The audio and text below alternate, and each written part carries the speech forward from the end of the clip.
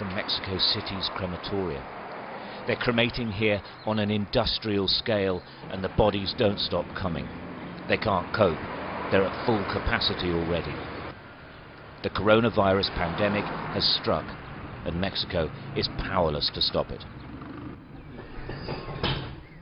Hearses queue to deliver their cargo of COVID-19 victims.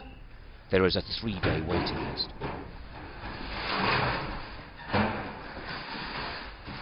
In full hazmat gear, crematorium workers deliver the bodies to the huge ovens. The COVID coffins are piled up waiting to be destroyed. This is early morning, and there's lots of coffins already. They're cleared each day. Sky News has investigated this. With the help of staff, we've visited multiple morgues and spoken to and visited dozens of hospitals, cemeteries and funeral parlours. The story is always the same. They can't deal with the bodies. The fridges are full. The body bags are on gurneys, waiting for collection.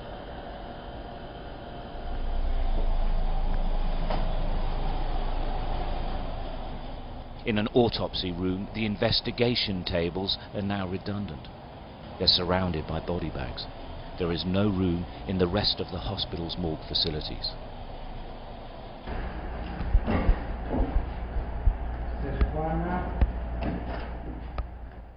In this storage room, the bodies are piled on wooden pallets. Workers say there are 3 more rooms like this, makeshift morgues.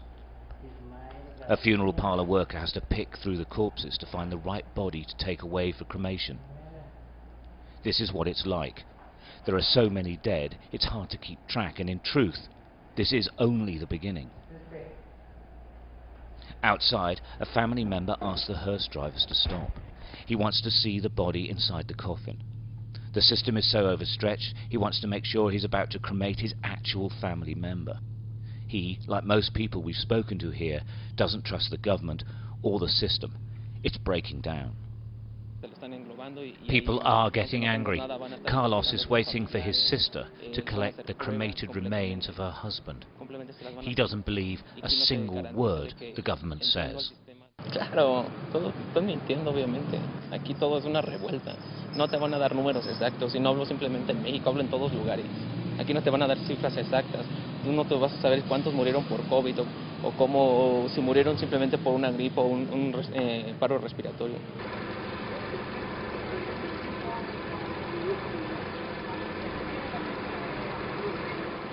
The truly heartbreaking part of all of this is outside the crematoria. Some family members are allowed inside, but 5 is the maximum. Here they must say their goodbyes. Her uncle has died. She had no chance to say anything to him. She couldn't say goodbye, and she can't enter the crematorium. Her uncle is dead. The finality is crushing.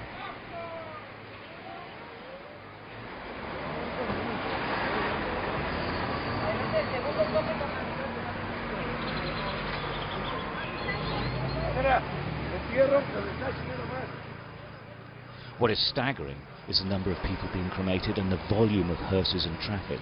It just doesn't stop. The queues are huge. It just goes on and on. The Mexican government says that they flattened the coronavirus curve and that there's going to be a huge drop-off in the number of deaths being recorded.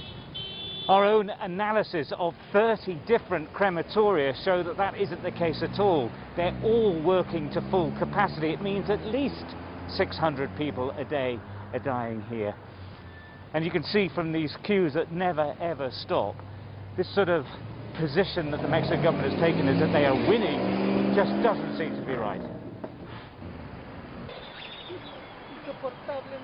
The Mexico outbreak is following the same trends seen across the world. The upward curve of death looks set to rocket.